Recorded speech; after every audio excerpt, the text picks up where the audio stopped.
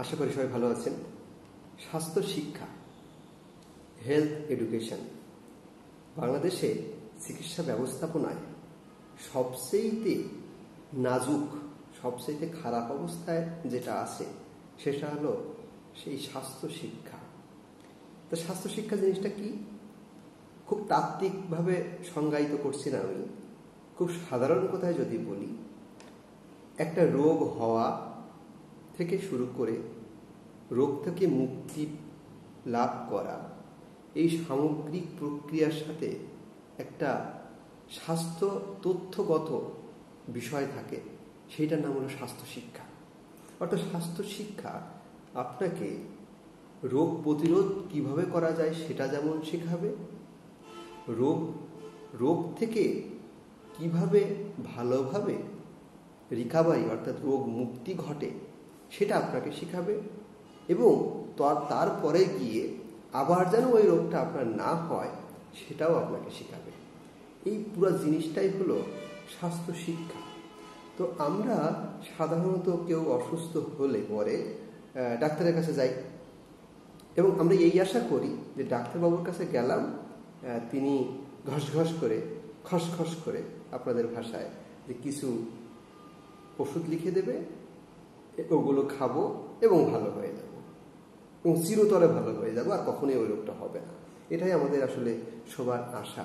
আমিও এই আশা করি যে আসলে যদি এমনটা সম্ভব হতো তাহলে তো ভালোই হতো, কিন্তু সেমনটা হবে না। এই কারণেই যে রোগ হওয়া না হওয়া, ভালো হওয়া না হওয়ার সাথেই ওষুধের যেমন প্রয়োজন আছে তেমন প্রয়োজন আছে সাধারণ মানুষের, প্রত্যেকটা মানুষই এই ক্ষেত্রে প্রযোজ্য। সেটা হলো তার স্বাস্থ্য শিক্ষা প্রয়োজন।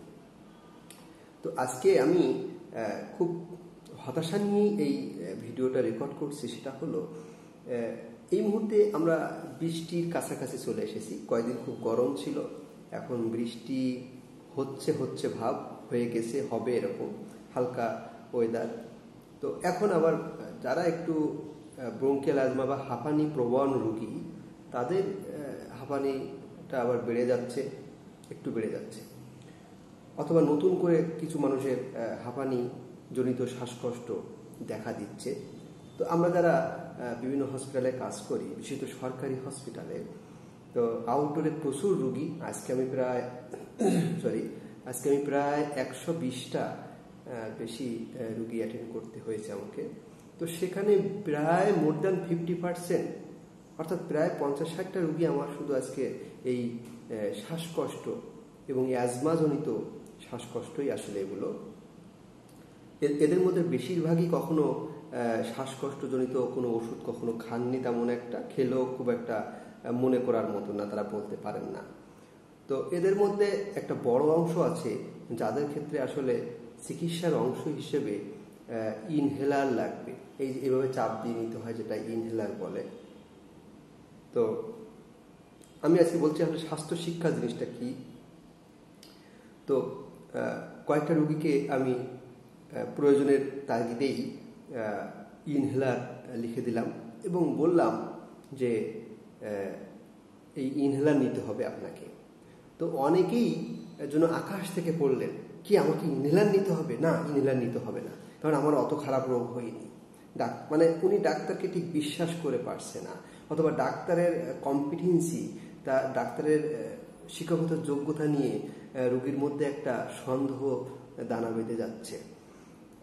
আর কেউ আছেন একদম বলেই বসলেন, এরকম অভিজ্ঞতা আজকে যে প্রথম হয়েছে তা না, সবসময় আমাদের হয় যে ইনহেলার নেওয়া যাবে না, কারণ ওটা হচ্ছে খুব খারাপ, কারণ ওটা একবার নিলে সারা জীবন নিতে হয়।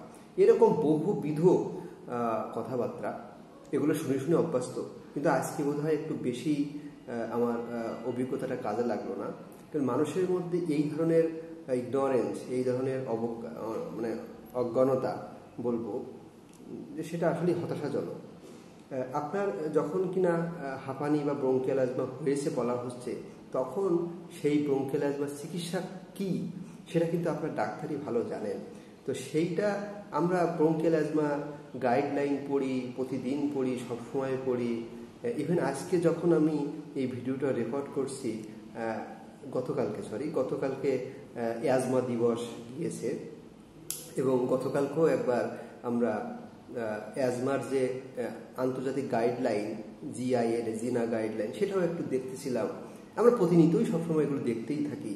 তো স্টেপ কেয়ার ম্যানেজমেন্টে সেখানে বলা আছে যে শুরুতেই অ্যাজমার শুরুতেই যদি আমরা কাউকে ইনহেলার দিতে পারি, এই ইনহেলার আমার বিভিন্ন ধরনের আছে, যাকে সে আলোচনা।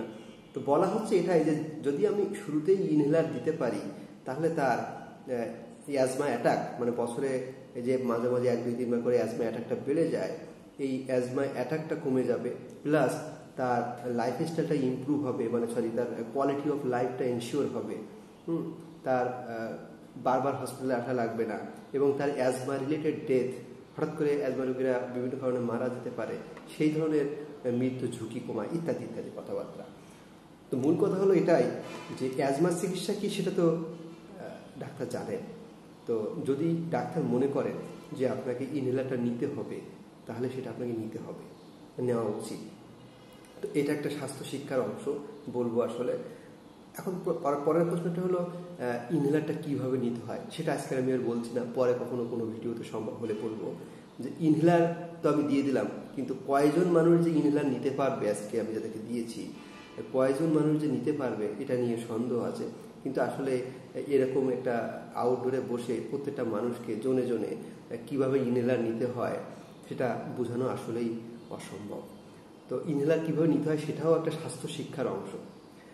আর যেটা বলবো যে অ্যাজমা কেন হয় বা অ্যাজমা হয়ে গেছে, তো এইটা যেন আর বারে বারে না হয় তার জন্য আমার কি কি ব্যবস্থাপনার মধ্যে দিয়ে যাওয়া উচিত সেটাও একটা শিক্ষার অংশ। সেটাই মূলত আজকে বলতে চাই যে যারা অ্যাজমা প্রন, অর্থাৎ যাদের ব্রঙ্কিয়াল অ্যাজমা হচ্ছে বা হয়েছে, তাদের বারবার এই অ্যাটাকটা হতে চাইবে বিভিন্ন অ্যাগ্রাভেটিং রিস্ক ফ্যাক্টর থাকে, সেগুলোর কারণে। এর মধ্যে একটা মূল কারণ হলো বিভিন্ন ধরনের ধুলাবালি। সে গৃহস্থলে বিভিন্ন কাজকর্ম করতে গিয়ে ধুলাবালি লাগতে পারে, মাঠে ঘাটে রাস্তায় চলতে ফিরতে কাজ করতে ধুলাবালি লাগতে পারে।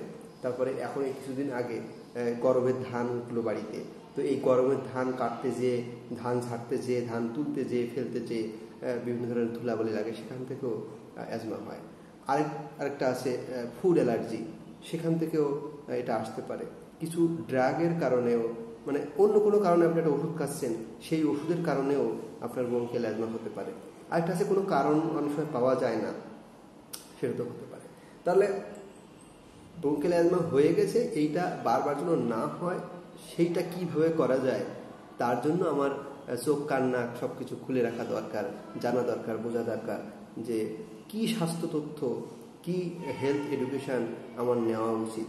হেলথ এডুকেশন, স্বাস্থ্য শিক্ষা বাংলাদেশে যে একেবারে নেই তা বলবো না, অবশ্যই আছে, কিন্তু আমরা রোগীরা যেন সেই স্বাস্থ্য শিক্ষাটা নিতে চাই না। সবাইকে এইভাবে বলাটা আমার অবশ্যই উচিত হচ্ছে না, কিন্তু আউটডোরে মানুষের দৃষ্টিভঙ্গি, তাদের অ্যাটিটিউড দেখলে খুবই হতাশা নিজের মধ্যে চলে আসে। সেটা হলো এই যে স্বাস্থ্য শিক্ষা জিনিসটাকে আগে বুঝুন, তারপরে নিজেই বুঝতে পারবেন যে কীভাবে, কেন আপনার রোগটা হয়েছে, কি রোগ হয়েছে এবং এটা কিভাবে, যদি সম্ভব হয়, সবসময় তো সম্ভব হবে না, কিভাবে এটাকে প্রতিরোধ করা যায় বা কিভাবে প্রতিকার করা যায়। তো সবাই সুস্থ থাকেন, একটু স্বাস্থ্য শিক্ষার কাছাকাছি জীবনযাপন করুন। স্বাস্থ্য শিক্ষা যদি কখনো অভাব হয় তাহলে আপনার নিকটস্থ ডাক্তারকে বলতে পারেন। যদি মনে করেন আমার এই ভিডিওর কমেন্টেও কোনো বিষয়ে স্বাস্থ্য শিক্ষা জন্য কোনো প্রশ্ন যদি আপনি করেন, তাহলে আমি চেষ্টা করব আপনাকে কিছু স্বাস্থ্য শিক্ষা সম্পর্কিত কিছু তথ্য আপনার সাথে শেয়ার করা। ততক্ষণে ভালো থাকুন, সুস্থ থাকুন, ধন্যবাদ।